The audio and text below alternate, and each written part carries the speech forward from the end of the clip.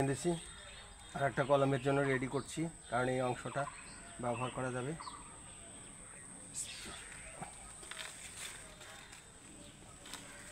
চামড়াটা সুন্দর করে উঠিয়ে নিতে হবে।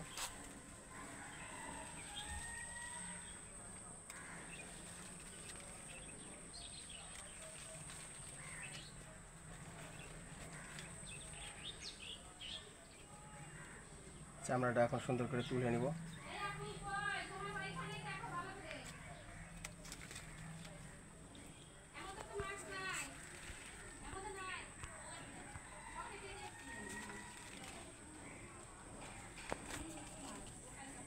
সুন্দরভাবে চামড়াটা উঠে যাচ্ছে।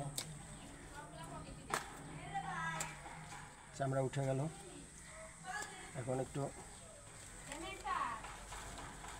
চেঁচে নিলাম সবুজ অংশটা, যাতে আবার এই চামড়ার থেকে আবার নতুন চামড়া তৈরি হয়ে যাবে, তখন শেকড় আর বাড়াবে না।